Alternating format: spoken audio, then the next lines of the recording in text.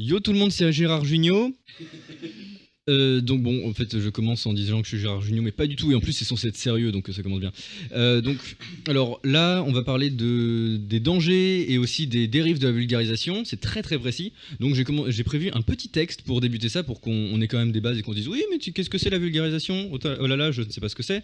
Et de quelle dérive tu veux parler?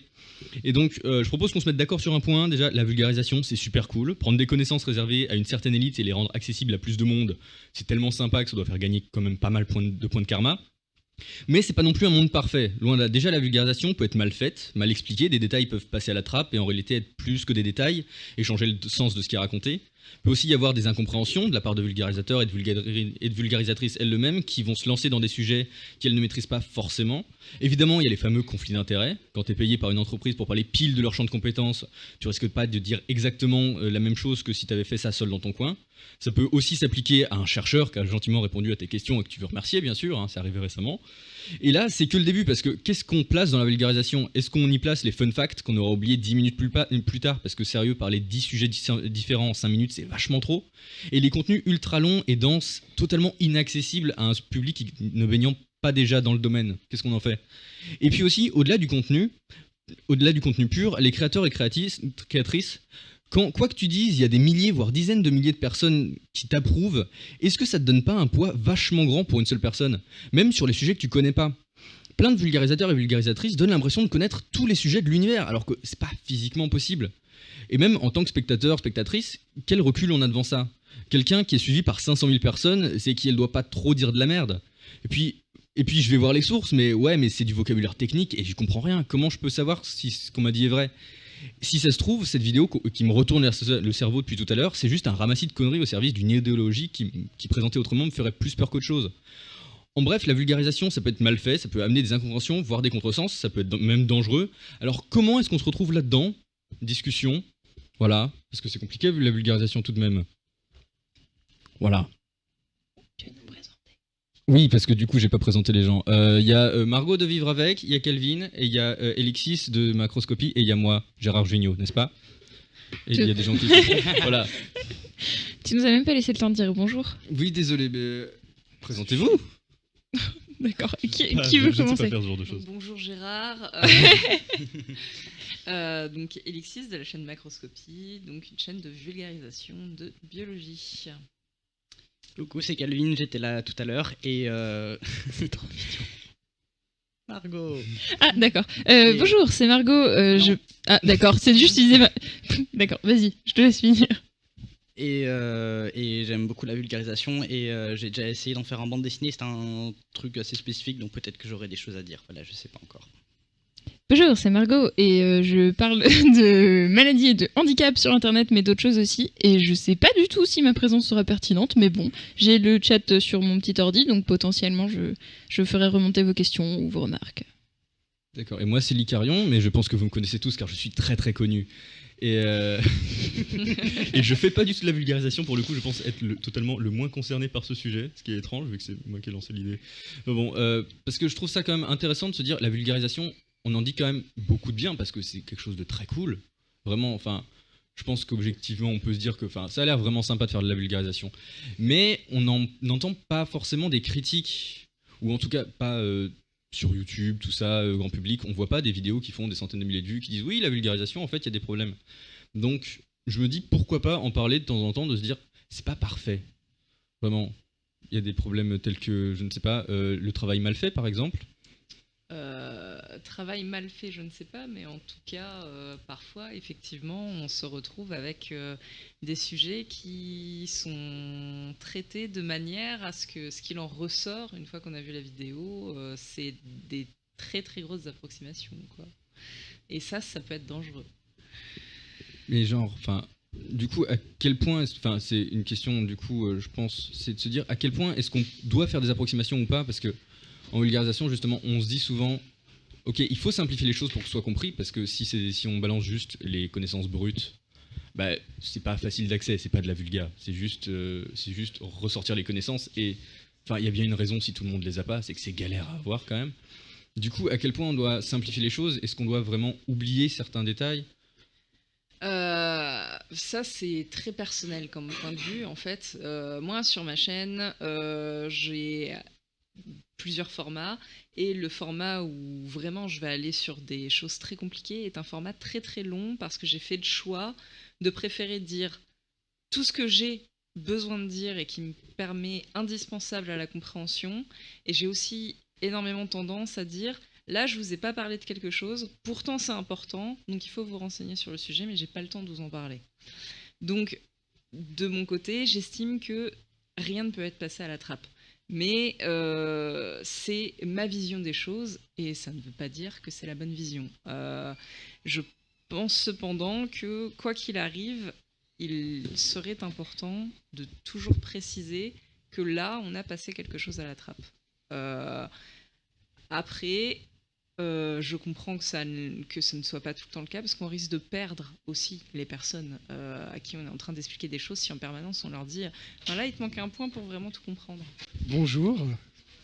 Voilà, c'est donc le mec de Superfocal qui est arrivé et qui va participer. Déjà que le mec sort pas de vidéo, s'il arrive en plus en retard au table, ça va pas le faire. Je ne le félicite pas. Mais donc, sais-tu de quoi on parlait, Ali, vu que tu es retardataire? Des dérives de la vulgarisation? Waouh, tu connais très bien. Tu connais bien le sujet. On était pile là-dedans, justement. Eh ben, je suis trop un devin. Et donc là, la première question, en gros, c'est de savoir à quel point on doit simplifier, qu'est-ce qu'on doit enlever, qu'est-ce qu'on doit garder en se disant, ok, est-ce que ça va être accessible si c'est trop long, ou est-ce que ça va être totalement pas la même chose si c'est trop court et si c'est trop simplifié? Genre, si on se retrouve au final à faire du fun fact, est-ce que vraiment ça a un intérêt? Personnellement, je me dis, souvent c'est très limité de se dire du fun fact. En plus, on va l'oublier puisque souvent le fun fact c'est sous forme, désolé, mais c'est sous forme de top, et traiter de 10 sujets en 5 minutes, vraiment on ne se souvient pas.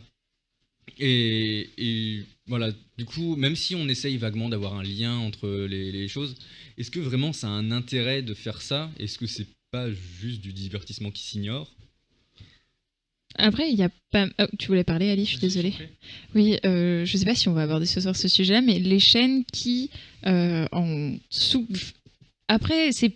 Bon, il y a certaines personnes qui vont voir ça comme du subtweet, je pense, mais sous couvert de vulgarisation, font du divertissement et font des choses qui attirent du clic et qui vont déformer la réalité pour que ça corresponde à leurs attentes et aux attentes du public et à ce qui va faire du clic et à ce qui va faire du... et ça peut être, par exemple, dire « Oh bah tiens, je vais parler de telle maladie rare », faire de la sensibilisation et en fait faire dire à la personne ce qui nous intéresse et faire des choses sensationnelles et faire du... Enfin voilà, des gens qui prennent ce qui les arrange et qui rentrent dans la logique après de faire du clic et faire des vues. Je sais pas du tout si ça répond à quelque chose ou si ça apporte quelque chose, mais voilà. Il est 1h30 du coup, même si on comprend pas, les gens vont faire semblant de comprendre. Parfait. On est tous fatigués. Tu vas avoir l'illusion. Non mais en vrai, personnellement, je trouve que justement c'est intéressant parce que la vulgarisation, l'idée, normalement, c'est quand même que ce soit vu et que des gens apprennent des choses. Et donc, il y a ce truc qui vient souvent de se dire, ouais, je vais essayer de tourner ça moi-même de manière à ce que ce soit vu. Donc, est-ce que je vais faire un peu du sensationnel? Est-ce que je vais faire un titre totalement pas en lien en disant, oui, je vais axer ça de manière à ce qu'on ait l'impression que je réinvente la physique, alors que non, juste... Là, désolé, subtweet, tout ça, mais récemment, il y a, je vais pas citer de nom, même si bon, tout le monde saura qui c'est, il y a quelqu'un qui a sorti une vidéo appelée l'homosexualité enfin expliquée scientifiquement. Voilà, non mais, alors que, non, vraiment, le contenu de la vidéo, c'est pas du tout ça. Ne faites pas ça à la maison, les enfants. Non mais voilà, du coup, est-ce que vraiment ça, c'est... est-ce qu'on est encore dans la vulgarisation? Est-ce que c'est pas quelque chose qui va s'ancrer dans la tête de se dire ah oui, l'homosexualité a été expliquée scientifiquement, alors que même dans la vidéo, si on la regarde, au final, on apprend que non. Après, je me demande si la vulgarisation dépend pas non plus. Si une même vidéo pour certains ou un même contenu pour certains va être de la vulgarisation et pour d'autres va être une façon de faire des vues et si ça ne dépend pas aussi de l'intention que tu mets dans ta vidéo et que si tu pars en te disant je vais trouver un sujet qui va me faire des vues et peut-être qu'ok, ça va être de la vulgarisation, ça va être expliquer quelque chose de plus compliqué avec des mots plus simples ou essayer de faire partager au plus grand nombre certaines connaissances, mais si le but premier est de faire du clic, si le but premier est pas un but d'enseignement, un but de partage des connaissances, est-ce qu'on ne tombe pas dans autre chose que de la vulgarisation? Et est-ce que c'est pas aussi, pour le même contenu, l'intention qui va faire la différence? Je pense que tu mets le doigt sur vraiment quelque chose d'important, c'est que sur ces vidéos, il faut prendre en compte qui fait la vidéo et ce qu'il fait à la base, quel est le but de sa chaîne en fait. On peut prendre un exemple très simple, tu disais faire des tops très rapides, etc. Est-ce que c'est vraiment de la vulgarisation? Est-ce qu'on peut le prendre comme ça? Le meilleur exemple, c'est le Dr Nozman, qui peut faire des vidéos extrêmement courtes, ces vidéos vraies ou faux. Ce sont des vidéos très courtes où il répond très succinctement à plein de questions et il le fait extrêmement bien. Ce qu'il dit dedans, je n'ai rien à en redire, ça t'apprend énormément de choses et pourtant on peut voir ça comme un top au final. Donc je pense que plus qu'un format, il faut se demander qui est derrière et quelle est son intention première, qu'est-ce qu'il tente de faire par sa vidéo, même si je pense que tous les vulgarisateurs ont pour but d'apporter de la connaissance. Quelle connaissance et qu'est-ce qu'ils voulaient faire passer comme connaissance par leur vidéo en fait. Oui, puis avoir des connaissances et être bon dans un domaine et faire de la pédagogie et faire du divertissement, c'est 3 compétences qui sont... Bon, faire de la pédagogie et du divertissement, ça peut se rejoindre par certains points, mais c'est des compétences qui sont complètement différentes. Ça se voit beaucoup. Je vais raconter ma vie, mais récemment, j'ai commencé à donner des cours de dessin à des gens qui parlent moyennement le français, et quand toi t'es dans ce milieu-là, quand le dessin, le dessin, la bande dessinée, quand toi, pour parler d'une BD, ce qui te vient, c'est oh là là, la narration visuelle, l'iconie de la page, plein de trucs hyper compliqués, ou que le premier mot pour décrire Black Sad, c'est alors c'est des animaux anthropomorphes. Tu comprends qu'il y a une différence entre avoir des connaissances et savoir les expliquer, et qu'il faut que c'est des compétences qui sont différentes. Après, peut-être que je m'éloigne un petit peu du sujet de la vulgarisation, mais c'est important à rappeler que connaître des choses, c'est pas la même chose que savoir les expliquer. Et du coup, on peut avoir l'impression que quelqu'un connaît très bien son sujet parce qu'il explique bien, parce qu'il sait comment est-ce que le cerveau de la personne qui regarde va fonctionner, comment est-ce que les informations vont être assimilées, comment est-ce que tu peux faire le lien avec tel ou tel truc, et au final raconter des choses qui seront fausses. Et rien, j'allais sortir une citation, mais c'est Joseph Chovanec qui disait que savoir dire bonjour et résoudre une équation différentielle au 3e degré sont 2 compétences complètement différentes. Y a quelqu'un qui dit dans le chat, mais la vulgarisation, c'est pas de base une simplification pour donner une clé d'entrée vers des savoirs complexes au plus grand nombre? Je voulais rebondir avec une autre citation. Je voulais rebondir avec une autre citation avec laquelle je suis pas d'accord, qui est celle du célèbre Nicolas Boileau, qui disait ce qui se conçoit bien s'énonce clairement. Okay. Il y a Nicolas Boileau, programme de philo de terminale. Pardon. Terminale qui remonte à longtemps pour moi. Et qui sont en train de passer le bac en ce moment. Donc, ce qui se conçoit bien s'énonce clairement. Sérieux, si vous êtes en train de passer le bac, allez dormir. Ne nous écoutez pas, il y a des replays. Je suis pas d'accord avec ça parce que oui, il y a une différence entre bien comprendre un sujet et vouloir et savoir l'expliquer. Par exemple, quand j'écris des vidéos, je vois très bien de quoi je veux parler, mais vouloir en parler d'une manière concise et bien l'exprimer, j'ai vraiment du mal. Et je me rends compte que, par exemple, je revois des vieux scripts que j'ai écrits ou des vieilles vidéos que j'ai uploadées, et je me dis, purée, là, il y a carrément 2 minutes qui manquent à cette vidéo où j'aurais pu plus exprimer le lien entre ça et ça, parce qu'il est... Pour moi, il est clair, mais il est clair parce que je connais le concept et j'ai pensé la vidéo, qui sont déjà 2 niveaux de compréhension de ma part, et pourtant qui ne sont pas énoncés dans la vidéo. Où en gros, il aurait fallu être dans ma tête pour savoir quel était le lien que je faisais entre les 2 sujets dont je parlais. Et c'est un peu brouillon. Je sais pas si je suis. Non, enfin, pour moi, c'est Je clair. suis très tard pour faire cette vraiment. Ouais, c'est ce que je disais. Par rapport à ça, oui, ça demande vraiment une compétence supplémentaire de savoir retranscrire tout ça, qui n'est malheureusement pas si facilement accessible. Et je pense que tous ceux qui ont voulu expliquer des trucs se sont heurtés à ça une fois. Et pour revenir au fun fact, perso, j'aime beaucoup les vidéos fun fact, parce que bon, c'est des comment dire, ça me dérange pas de tomber sur des compilations de fun fact sur les trucs. Il y a même des gens qui font très bien des vidéos de fun fact et qui arrivent même à lier tout ça. Je vais par exemple prendre le cas de je sais pas si vous regardez par exemple les vidéos de Monsieur Mea qui parle très bien de cinéma sur internet, que j'aime beaucoup et dont j'aime beaucoup les vidéos. Allez voir ses vidéos, sérieux, allez voir ses vidéos. Le mec en gros va sur une demi-heure te raconter le tournage d'un film, mais en réalité tu peux totalement démonter sa vidéo en trentaine, cinquantaine de fun facts qu'il a tous lui liés derrière entre eux. Et je trouve ça super intéressant. Il se permet même de faire des digressions phénoménales sans jamais perdre qui que ce soit. Enfin, qui que ce soit, je sais pas, mais en tout cas, moi, il me perd pas. Et j'ai rien contre le fun fact. Au contraire, c'est super cool. Et il va au-delà du fun fact que tout le monde va connaître. Enfin, par exemple, je sais pas quel fun fact basique de film je pourrais balancer. Un truc sur le tournage de Jurassic Park, peut-être. Voilà, Comme ça, tout le monde connaît. Enfin, le premier fun fact que tu apprends sur Jurassic Park, c'est le verre d'eau, on l'a fait bouger avec une corde de guitare à côté.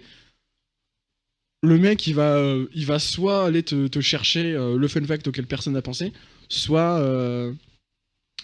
aller te sortir comment ça s'est fait et la marque de la guitare, quoi. Et je trouve ça phénoménal. Et je m'étais rendu compte en discutant de ça avec d'autres gens derrière que les gens qui cherchent des vidéos fun fact cherchaient pas forcément à apprendre de nouvelles choses, mais à être confortés dans leur savoir. Je vois des top 5 de fun fact sur tel film, et je vois que les gens sont en général contents de se dire tiens, j'ai des connaissances parce que ce fun fact là, je le connaissais. Et d'ailleurs, je reviens à ces vidéos.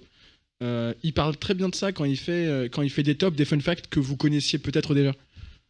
Et ouais, en gros, allez voir les vidéos de Mea. C'était la plus belle pub de Radio Cuisine, merci. Mais pour le coup, je suis plutôt d'accord sur ce que tu dis sur le fait que souvent, quand on va voir enfin, souvent, pas forcément souvent, mais de temps en temps, je sais pas quelle est la proportion exacte, quand on va voir du fun fact, c'est pour se dire ouais, je savais déjà ça fait bien plaisir. Et c'est pour ça que je me dis, il y a quand même une nuance où à quel point est-ce que on va se dire je vais rajouter quelque chose, ou est-ce que vraiment juste c'est pour conforter les gens dans ce qu'ils connaissent déjà, et est-ce que ça va donner envie d'aller plus loin aussi, parce qu'il y a certaines vidéos de 5 minutes sur des sujets hyper complexes où t'as l'impression d'avoir fait le tour, alors que non, c'est pas possible en 5 non mais c'est pas possible. T'as jamais fait le tour de quoi que ce soit en 5 minutes. Déjà. T'as jamais fait le tour de quoi que ce soit en 5 minutes. Je répète parce que j'étais loin du micro. Mais et parfois t'as l'impression vraiment d'avoir fait le tour et de te dire oui c'est bon, je connais la physique quantique, parfait. Alors que, et du coup t'as pas envie d'aller plus loin, t'as pas envie de te dire tiens je vais voir d'autres vidéos, je vais apprendre des choses et tout. Tu te dis juste c'est bon, j'ai ce stade de connaissance, il est suffisant, alors que peut-être qu'avant t'avais envie d'apprendre des choses, sinon t'aurais pas vu cette vidéo. Et à la fin tu te dis ben non c'est bon, j'ai mon stade de connaissance qui est parfait, je suis au plus haut niveau et j'ai pas envie d'aller plus loin. Et ça personnellement c'est quelque chose que je trouve être une dérive, mon Dieu, une dérive de la vulgarisation, dans le sens où, l'idée quand même, c'est de donner envie aux gens de savoir des choses. Et si tu donnes l'impression qu'ils savent tout à la fin de ta vidéo, ben tu fais l'inverse. Donc la vulgarisation, c'est une porte d'entrée vers plus de savoir et vers plus de... Mais du coup, est-ce que ça vous irait qu'on parle un peu aussi de vos expériences personnelles, par exemple, je pense à toi... Pourquoi tu fais des vidéos? Comment tu fais? Est-ce que ton but c'est d'apporter un contenu qui se regarde seul, ou est-ce que ton but c'est de pousser les gens à aller voir plus loin et de te dire bon bah je vais les préparer et après ils pourront voler de leurs propres ailes et bon toujours en regardant tes vidéos mais aller chercher un peu plus d'informations? Donc, pour répondre à ça, il va falloir revenir un peu sur mon parcours. À la base, moi, je suis chercheuse en biologie. Enfin, je l'ai été, puisque je ne le suis plus, avec un doctorat en biologie cellulaire et moléculaire. Et je me suis retrouvée à la fin de ma thèse avec le choix de continuer en recherche ou d'arrêter la recherche. Comme la recherche était un domaine extrêmement stressant pour moi et que passer ma vie à stresser n'est pas la chose qui m'amuse le plus, j'ai décidé d'arrêter la recherche et je me suis alors posé la question de qu'est-ce que j'avais envie de faire.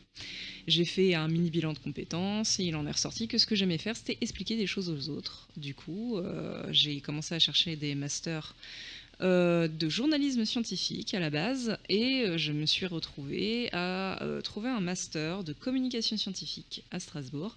Aller dans le master de communication scientifique de Strasbourg, il est très bien, qui était un master extrêmement généraliste permettant de faire du journalisme, de la vidéo, du webmastering, etc. mais toujours en rapport avec la communication scientifique.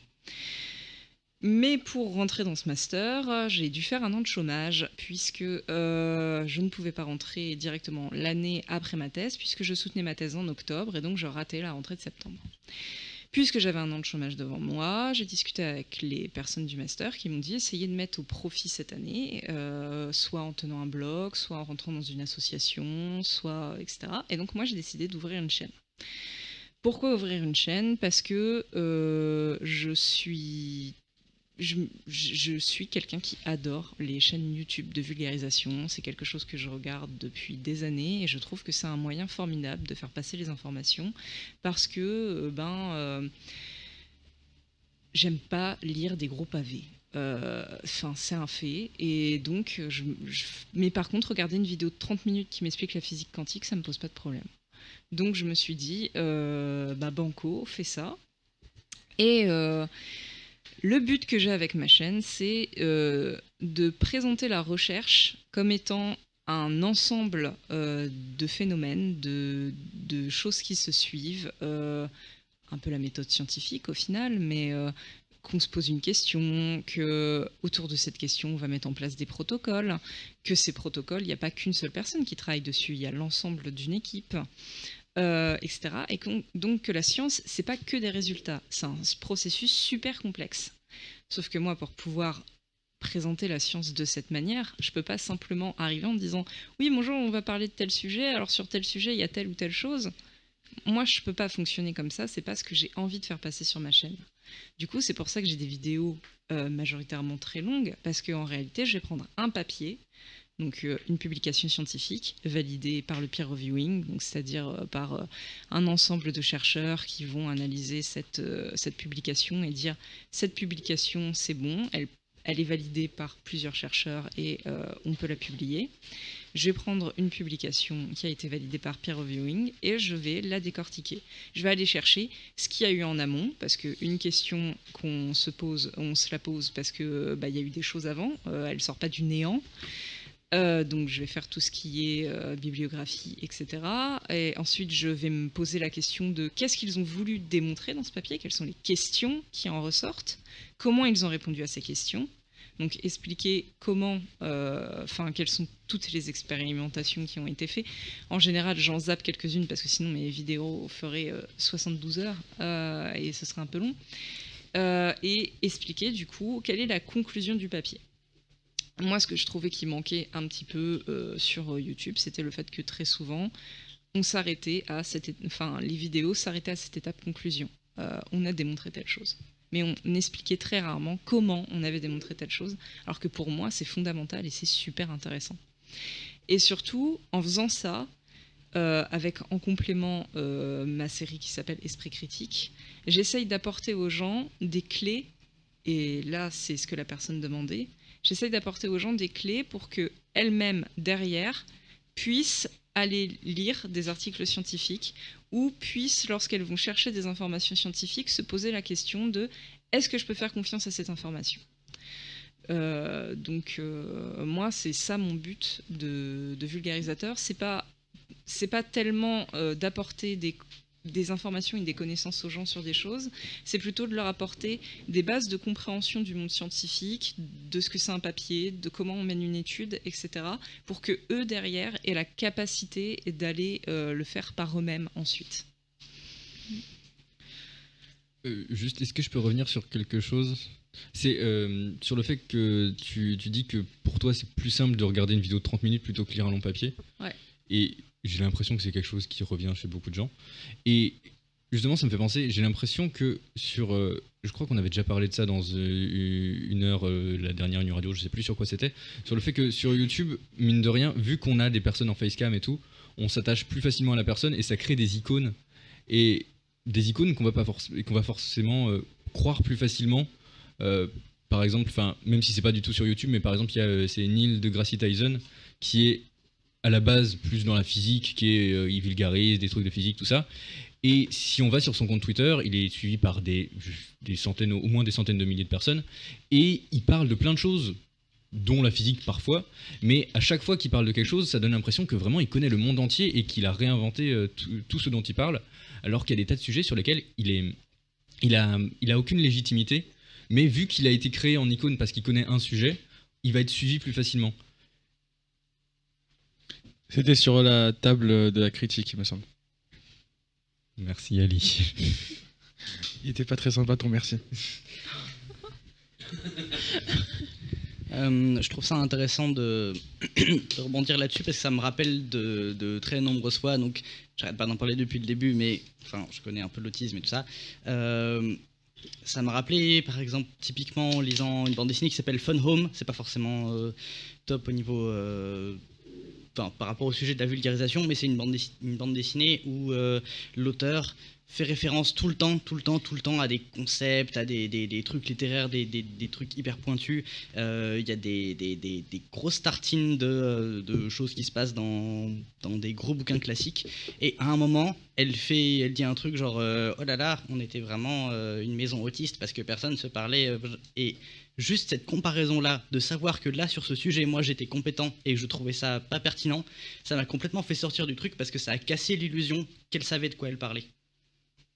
Et je trouve que ça revient souvent quand on commence à avoir un ou deux domaines de compétences, quand on commence à savoir ce que c'est la transidentité, par exemple, qu'on voit quelqu'un en qui on avait confiance déblatérer des conneries là-dessus, on sort complètement de cette figure de je pensais qu'il savait de quoi il parlait, je pensais que tout ce qu'il disait que je savais pas c'était vrai, et on sort de ça. Alors, Voilà. faire confiance aveuglément aux personnes qui sont censées connaître le sujet, ça a été quelque chose qui a été étudié. On parle d'ailleurs d'un effet Dr Fox, puisque cela a été mis en avant par une étude... T'as pas fait une vidéo là-dessus? Si. Si vous voulez aller sur la chaîne Macroscopie et regarder ma vidéo. Donc, l'effet Dr Fox a été mis en avant par une fausse conférence d'un chercheur donc, qui n'existe pas du tout, qui est le Dr Fox.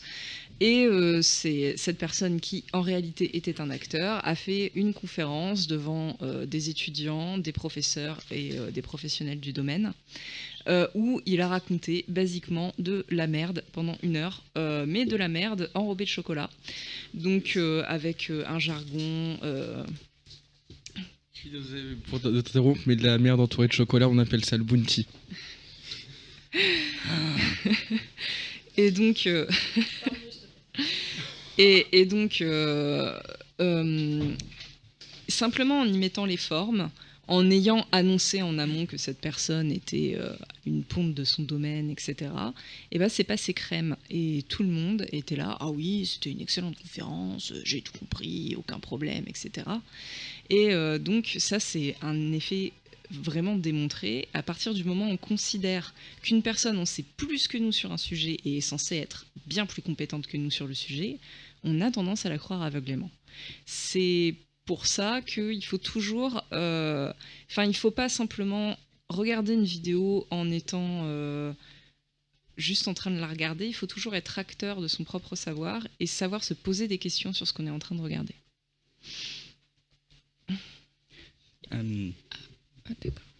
Je pense qu'on peut parler du rôle de l'école là-dedans, parce que, clairement, c'est compliqué, mais on a l'impression qu'on devrait arriver à l'âge adulte en ayant vraiment un esprit critique, en sachant des choses, mais lorsqu'on commence à comprendre qu'à l'école, on nous a quand même un peu raconté des cracks, on se rend compte qu'on est habitué en fait à faire confiance aveuglément à des gens qui sont supposés mieux savoir que nous. Là, pour le coup, c'est les profs. Alors que parfois ils savent pas du tout de quoi ils parlent. Je pense qu'on est nombreux autour de cette table à s'être rendu compte assez tard des conneries qu'on pu nous dire sur nos profs de SVT sur tel aspect de la sexualité ou de la reproduction, de trucs sur lesquels nous après on a acquis un savoir qui était vachement supérieur. Je pense qu'il y a un gros truc par rapport à l'école qui nous entraîne à croire aveuglément l'autorité, y compris au sujet des savoirs. Il y a un truc avec le savoir, c'est le pouvoir et tout ça, donc voilà. J'ai une question. C'est quoi votre démarche quand vous consommez de la vidéo de vulgarisation? Est-ce que vous avez une démarche particulière, critique, pour jauger si quelqu'un dit du caca ou pas? Avant ça, j'avais juste un truc à dire. Faut juste se rappeler se rappeler ta question. Oui, que tu disais que ça pouvait être dangereux et particulièrement dans mon cas où je vois que j'essaye de parler de sujets qui concernent le handicap, les maladies, des trucs qui touchent les gens directement. C'est pas une passion, enfin c'est moins détaché qu'une passion et ça peut être particulièrement dangereux. J'évite au maximum de parler des traitements précis que je prends par exemple, parce que je sais que pour certaines personnes, elles vont connaître que ma chaîne par exemple, ou elles vont se dire bah tiens, Margot a l'air de savoir ce qu'elle fait, bien sûr, je vais tout suivre et tout faire exactement pareil. J'ai régulièrement des gens qui me demandent les médicaments que je prends, qui me demandent le débit d'oxygène que je fais, qui me demandent exactement tout ce que je fais pour le refaire à la lettre. Et ça peut être aussi extrêmement dangereux de même en tant que nous, que personnes qui faisons de la vulgarisation et qui partageons ces informations, de les partager en fait, parce qu'on ne sait pas ce que les gens peuvent en faire, derrière. C'est ça, et on sait que ça peut être dangereux, on sait que tous les gens ne feront pas ça et tous les gens n'appliqueront pas à la lettre ce qu'on dit, mais il faut aussi prendre conscience à partir d'un moment qu'on a ce pouvoir. Et c'est aussi... Ça peut être facile d'en abuser sans se rendre compte, mais c'est quelque chose dont il faut se rendre compte que quand on a des gens qui nous suivent, quand on a cette figure d'autorité, quand on a, comme tu disais, quand on fait comprendre aux gens que d'office on en sait plus qu'eux sur certains sujets, c'est aussi très important de savoir prendre du recul par rapport à ça et savoir se dire c'est pas parce qu'on m'a étiqueté expert en telle chose et expert en vulgarisation de telle chose qu'il faut pas que je me pose des questions aussi, que je me demande, que j'écoute les remarques qu'on fait. Et voilà, donc la responsabilité aussi de la personne qui vulgarise, c'est important. Et donc, ta question? Je vais la refaire au micro. Bonjour, c'est le technicien. Je posais la question aux gens de la table. Est-ce que vous avez une démarche particulière critique, je sais pas trop, quand vous consommez des vidéos de vulgarisation? Alors dans mon cas, et je vais encore relancer ce débat, j'ai pas envie. Bonjour, j'ai fait des études. Non, moi j'ai tendance à plus faire confiance à quelqu'un qui va citer ses sources. Et ça, je sais que c'est un débat qui fait rage sur Twitter de façon assez permanente. Mais moi, je considère que quelqu'un qui donne ses sources, c'est quelqu'un en qui je peux faire confiance parce que c'est qui me dit va vérifier toi-même, va vérifier de toi-même si ce que je suis en train de te dire est vrai. Ne me fais pas confiance aveuglément. Vas-y, quoi. Alors que quelqu'un qui ne va pas citer ses sources, j'ai rien derrière pour pouvoir... d'où est-ce que tu sors cette information? D'où est-ce qu'elle vient? Et du coup, ça me rend plus méfiante. Mais pour le coup, personnellement, j'ai à peu près ce même rapport, sauf que personnellement, enfin, je sais pas toi si tu vérifies vraiment les sources, mais personnellement, je sais qu'il y a des sources, je suis très satisfait de savoir qu'il y a des sources, je les vérifie jamais. Vraiment, une ou deux fois, j'ai vérifié parce que je me suis dit, tiens, effectivement, ça c'est intéressant, mais même quand je vais voir les sources, souvent c'est des articles vraiment qui sont pas à ma portée, et donc, même si je vais voir les sources, ça reste sur de la croyance. Vraiment, est-ce que je veux croire ce que la personne a dit? Parce que j'ai pas vraiment... À part si quelqu'un d'autre fait une autre vidéo de vulgarisation sur le même sujet, ou je fais quelque chose de vulgarisation sur le même sujet, j'ai pas vraiment de moyen de savoir si ça a été enfin si ce qui a été raconté est réel. Enfin, même si réel c'est très subjectif, mais enfin subjectif n'est pas le terme, mais je veux dire réel, c'est très vite dit quoi. Mais j'ai pas vraiment de moyens, à part si vraiment quelqu'un d'autre a fait une vidéo sur le même sujet. Est-ce que c'est politisé? Si ça se trouve, c'est vraiment de la propagande en fait, et je m'en rends pas compte. Et c'est quelqu'un qui a donné que la moitié des infos pour dire quelque chose d'absolument vénère. J'ai aucun moyen de le savoir. Sauf quand de temps en temps ça arrive qu'il y ait des articles réponses ou des vidéos réponses. Et là, vu que je suis amateur de Clash, bah, ça arrive que je regarde un peu plus souvent. mais c'est à peu près tout. Et ouais, souvent les gens citent leurs sources, je me dis oui, parfait, je te crois. Même si tu pourrais avoir mis n'importe quoi dans tes sources, j'y crois sur parole. Je pense que oui, on est beaucoup à dire ah c'est cool, il a mis ses sources, mais à pas du tout aller cliquer dessus. Moi, ça m'arrive très très rarement. Tu voulais parler, Ali? Vas-y. Perso, je me rends compte de ça aussi, c'est que quand je fais une vidéo, enfin des fois où je fais une vidéo, vous savez, les trucs qui arrivent plus rarement que les éclipses, je mets toujours à la fois des sources en description, enfin des sources sur ce que j'ai fait, des trucs liés pour aller plus loin, et en vidéo même, j'essaie d'illustrer toujours au moins une fois par vidéo ce que je dis par les extraits directs de là où j'ai trouvé le truc, en créditant directement le bouquin ou l'extrait vidéo en soi, etc. pour illustrer ce que je dis et donner directement une envie en plus à la personne d'aller checker ces sources-là. C'est un truc que j'essaye de vraiment mettre en avant, mais je me rends compte que moi-même, pareil, si je vois une source quelque part, je suis satisfait, mais je fais jamais la démarche d'aller au-delà d'un vrai intérêt. Je vais jamais au-delà de ça. Je cherche jamais à aller voir les sources en soi, même si j'essaie toujours d'être un minimum attentif à ce qui se dit et à questionner en direct ce que la personne me raconte. Justement, le fait que tu dises que à la fin, tu essaies de dire oui pour aller plus loin, il y a ça. Justement, ça me fait penser, une fois j'ai fait ça, pour une vidéo où, bon, c'était pas vraiment de la vulgarisation, mais on va dire que c'était plus ou moins de la sensibilisation, ça compte.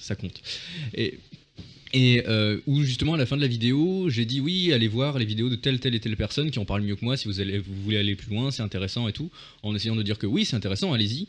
Et j'ai vu les chiffres, il y a genre moins d'1% des personnes qui ont cliqué dessus. Même en disant c'est vachement bien, vraiment allez-y, même là il y a... Enfin, après je veux pas dire que ça représente l'entièreté de la population et que tout le monde fait ça, bon, je pense pas. Mais vraiment, c'était sur quelque chose qui a quand même fait de la vue et il y a 1% même pas qui a vraiment fait l'effort de se dire oui, je vais aller plus loin et qui s'est pas dit c'est bon, c'est suffisant, j'ai toutes les infos que je voulais. Je pense que le truc clé à retenir là, c'est le 1% de l'échantillon. C'est 1% des personnes qui regardent tes vidéos. Oui. Et tes vidéos, enfin je veux dire, vous avez... Oui, je dis pas que pas ça le, représente vous, la population et tout. vous avez pas le... Non mais ce que je veux dire c'est que c'est important de se rappeler du public qu'on peut avoir chacun. Et oui. Non mais vas-y, termine, c'était juste... Oui. Je viens d'y penser maintenant, je sais pas si t'avais écouté ça avant, mais pendant mon quiz t'étais pas là, mais je t'ai donné 12 000 points. Oh, t'es trop gentil. J'y ai pensé maintenant. C'est beaucoup trop mignon. Donc je disais par exemple les vidéos sur Bullshitomètre et sur Macroscopie, c'est pas forcément le même public qui va venir le voir. Toi t'es très dans la vanne et dans les comment dire, enfin j'aime beaucoup ce que tu fais et ça m'éclate de regarder tes vidéos et on en discute toujours après. Et peut-être que le public qui est là pour voir un film se faire démonter en rigolade sur 10 minutes et pas du genre à aller checker d'autres vidéos derrière, contrairement à des trucs plus carrés, plus scientifiques où c'est un truc qui est, où c'est une comment dire, un comportement plutôt encouragé. Après peut-être que je dis de la merde, je sais pas. Bah, pour le coup j'allais un peu dire ça aussi et j'allais rappeler que c'est aussi important de voir les habitudes de consommation des personnes qui regardent et le fait que effectivement vous faites deux contenus, donc sur l'Icarium Rock et sur Macroscopie, vous faites deux contenus complètement différents. Et dans un cas, donc le cas de tes vidéos l'Icarium, ça va plus être de la consommation du loisir, du divertissement, en disant bon bah je vais regarder ça, je vais passer 5-10 minutes, ça va être cool, je vais rigoler. Et ensuite je vais passer à autre chose ou je vais faire autre chose. Et c'est pas forcément des personnes qui vont se dire je vais aller creuser, je vais aller voir ce qui se passe et ils ont le contenu qu'ils souhaitent sur ta chaîne parce que ça va les faire rire, parce que ça va peut-être les faire réfléchir aussi un peu, mais voilà, et ils vont vraiment rester là-dedans, alors que sur ta chaîne, peut-être potentiellement, ce serait plus des personnes qui vont se renseigner sur un sujet, qui vont vouloir en apprendre plus, la démarche est pas la même, je pense, et les habitudes de consommation sont pas les mêmes pour les différentes personnes qui regardent. Et il y a un côté, un des deux qui est très loisir et dans l'immédiat, et je vais pas, comme je vais regarder un film et je vais pas aller chercher plus loin par rapport au film. Et l'autre, c'est aussi dans le divertissement sûrement pour plein de personnes, mais c'est un état d'esprit différent, j'ai l'impression, avec une consommation qui est vraiment différente. Voilà. Oui, effectivement, je vais peut-être pas préciser, mais oui, je dis pas que c'est pareil sur toutes les chaînes, que c'est pareil partout et tout. C'est juste vraiment le 1%. Je me suis dit, wow, c'est chaud quand même. Ouais. Enfin, c'est pas énormément de monde. Voilà, effectivement, c'est pas le même public, mais du coup, s'il y a 1% chez moi, ça m'étonnerait qu'il y ait ça m'étonnerait que ce soit 100% partout ailleurs, quoi. Oui. Après, je me souviens de quelle vidéo c'est, et je me souviens que je suis pas allé voir les vidéos derrière parce que je les connaissais déjà. Pareil. Voilà. Et en général, je sais pas si je fais attention à ces chiffres-là, mais quand je regarde un bullshitomètre, je regarde tout de suite un autre bullshitomètre derrière. Très gentil, Ali. Est-ce que du coup, t'es obligé d'en attendre qu'il y ait deux qui sortent ou... Mais oui, comment tu fais quand t'arrives à la fin? Il panique. Et par rapport, est-ce que quelqu'un d'autre veut partir sur un autre sujet ou pas? Je sais pas si je coupe la parole à quelqu'un. J'ai juste voulu répondre sur ce que tu disais au niveau de l'école, en disant que ça se développe de plus en plus, le fait d'ouvrir l'esprit critique aux enfants, notamment au niveau de la primaire. Si vous voulez en savoir plus, je vous invite à aller regarder la chaîne d'Hygiène Mentale, qui travaille notamment beaucoup avec des primaires pour leur apprendre à faire attention à tout ce qu'ils voient dans les médias et sur Internet. Et il le fait vraiment très bien. C'est vrai. Et c'est une personne vraiment géniale, donc je vous invite vraiment à aller voir sa chaîne, et notamment les vidéos qu'il a fait en rapport avec l'école et une dame qui est journaliste, je crois, où il a travaillé avec des classes de primaire. C'est vraiment très très bien. Voilà, c'est tout. Je fais la pub pour Hygiène Mentale. Tu voulais rajouter quelque chose? Tu veux rajouter quelque chose? Je sais pas si ça peut être intéressant, mais peut-être que je parle juste un tout petit peu de ma situation et de parler du fait que je suis partagée entre vulgarisation et expérience perso, partage d'expérience perso, parce que donc je tiens une chaîne qui s'appelle Vivre avec, et qui parle plus ou moins de la vie avec une maladie, avec des handicaps, et comment ça fonctionne et quelles sont les difficultés. Et en fait, je me retrouve un peu les fesses entre deux chaises, entre la chaise de je raconte ma vie et ça n'a pas d'impact au-delà, et je raconte mes difficultés, ça fait plaisir, et enfin moi ça me fait du bien, et la chaise de je vais essayer de sensibiliser les gens, je vais essayer de... Alors, je suis un peu fatiguée et il se passe des choses en face, et du coup, attends, je vais fermer mes yeux, je vais Nous sommes regarder extrêmement ailleurs. occupés par les détournements d'images de l'Icarion sur Ah mais Internet. oui, du coup j'ai lancé ça, j'ai demandé ça Sont sur le vraiment chat très et je suis beaux. même pas allée voir. Continuez à en faire, Bravo. s'il vous plaît. Bon, j'irai On vous aime. voir après. Mais du coup, oui, je suis un peu entre deux sujets. C'est ça, merci. Parce que je vais d'un côté faire de l'expérience perso en disant voilà, il m'est arrivé telle chose, et ça pourrait rester de façon très individuelle en fait, mais j'essaye de... Mais vous me déconcentrez, j'ai du mal. C'est bon, les enfants, j'ai calmé. Oui, c'est bon, nous t'écoutons, Oui, désolé. Ali, il est très gentil. Mais il y a un détournement de moi avec Philippe Poutou, quoi. 10 C'est points un pour peu la Ali. consécration en fait. Ah là là. Désolé. Du coup, je sais plus ce que je voulais dire. Que oui, que je suis à moitié entre deux choses, et que je pense que mon côté vulgarisation est arrivé au moment où je me suis dit que j'allais essayer d'en faire plus qu'une expérience personnelle et j'allais essayer de politiser un peu ça et de rendre ça un peu plus politique et de me dire bon bah qu'est-ce que je peux faire pour vraiment aider. Et c'est aussi, pour le coup, tu parlais de sources, c'est aussi à ce moment-là que je me suis mis à vraiment me baser sur c'est des articles scientifiques qui ont été publiés par des médecins. Sur beaucoup d'articles de journaux. J'allais chercher dans les sources des articles de journaux pour retrouver les exemples et tout ça. Je me suis basée sur des textes de loi, par exemple, pour expliquer comment certaines choses fonctionnaient, comment certaines choses étaient encouragées ou pas par le gouvernement. Et c'est vraiment à partir du moment où je me suis dit, je veux que ça me dépasse moi et je veux que ça dépasse juste le fait d'en parler seul, parce que c'est aussi sur des sujets qui touchent des minorités, c'est très facile d'en parler et de se retrouver avec 15 personnes qui disent ah mais moi j'ai vécu la même chose, et de se rendre compte que c'est pas du tout un cas isolé, que c'est quelque chose dont il faut parler. Et du coup voilà, parce que pour le coup avec en fait à chaque fois je regarde les gens et je sais qu'à la radio on n'entend pas, mais du coup d'un côté on a toi qui fais de la vulgarisation sur des articles scientifiques et de la science, et de mon côté c'est plus de la justice sociale, comment est-ce qu'on pourrait dire mais ça va être quelque chose de plus social en fait. Et du coup c'est intéressant de voir un peu les différences c'était super intéressant de voir la façon dont on parlait et de comparer un peu avec les proches que j'ai qui font de la vulgarisation par rapport à ça. Moi je sais que je trouve ta chaîne extrêmement intéressante, d'avoir vraiment d'un côté un vécu. J'ai appris énormément de choses, par exemple la cryothérapie, si je dis pas de bêtises. Oui. Oui. Cette vidéo sur la cryothérapie est extrêmement intéressante et pourrait être un contenu sur lequel baser une émission de vulgarisation. Dire si vous voulez en savoir plus, il y a la vidéo de Margot là-dessus qui vous montre réellement ce que c'est, quoi. Donc, au final, les deux sont complémentaires pour moi. Ouais, et pour le coup, maintenant que t'en parles, j'y ai pas du tout pensé, mais ça aurait été super... Il faut qu'on arrête ça. D'accord, je finis juste très vite. Ça aurait été effectivement super intéressant de voir quelqu'un qui faisait de la vulgarisation scientifique, pure et dure, en lui disant « Hey, tu veux pas qu'on fasse quelque chose ensemble ?» Parce qu'effectivement, ça se rejoint et c'est vraiment lié. Il va falloir qu'on termine, c'est ça ? Oui, c'est bientôt fini. Il nous reste combien de temps ? Là, je dirais 1 minute 30. Ok, 90 secondes. Licarion, est-ce que tu peux conclure en 90 secondes ? Justement, j'avais pas envie de conclure, j'avais envie de rebondir là-dessus, mais en fait, du coup, je vais le faire très très vite, comme ça passera. Parce qu'en fait, ce que tu fais, c'est genre hyper intéressant, mais ça peut être hyper dangereux aussi, parce que c'est un mélange de connaissances, ce qu'on appelle les connaissances chaudes et les connaissances froides. C'est Franck Lepage et les conférences gesticulées, tout ça, il parle de ça.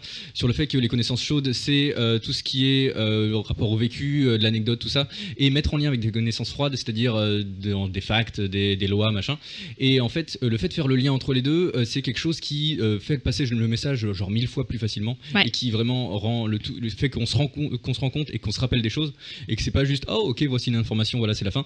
Et donc du coup je trouve ça intéressant. Et donc justement c'est le problème avec le fait d'avoir autant de force dans le fait de faire passer le message, c'est que si tu dis un truc vénère genre et que toutes tes connaissances chaudes, tout ce qui est le vécu, tu l'utilises pour faire quelque chose de politisé, faire quelque chose d'extrême droite, par exemple, imaginons au hasard, et bah ça peut passer et des gens peuvent se dire waouh, c'est trop vrai. Ouais. Mais pour le coup, ouais, ça se rapproche de l'idée. On a parlé de story. Ouais. J'y arrive plus. Oui, il y a le technicien qui dit oui, ça se rapproche du storytelling, et ouais, c'est à peu près la même idée. Oui, c'est de mettre en lien des trucs. Enfin, c'est pas forcément la même idée, mais ça se rejoint sur le fait que tu lis l'anecdote à des facts. Mais justement, ça fait une super conclusion, ça, de dire qu'un des principaux dangers de la vulgarisation qu'on a relevé, c'est quand on peut mélanger du vécu à des faits et l'utiliser pour, comme tu dis, comme en plus c'est une personne souvent, donc tu t'attaches beaucoup à cette personne, t'as tendance, on a parlé de l'effet du Dr Fox, c'est ça ? C'est ça. Donc tu mets cette personne sur un piédestal, en plus t'as un mélange de vécu, de faits scientifiques ou pseudo-scientifiques qui peut te fournir, et ça peut être extrêmement dangereux de suivre quelqu'un directement, et il faut se méfier aussi de ce pouvoir qu'on a et prendre conscience de l'influence qu'on peut avoir sur les gens. Et on retient très très bien les informations quand elles sont associées à des émotions.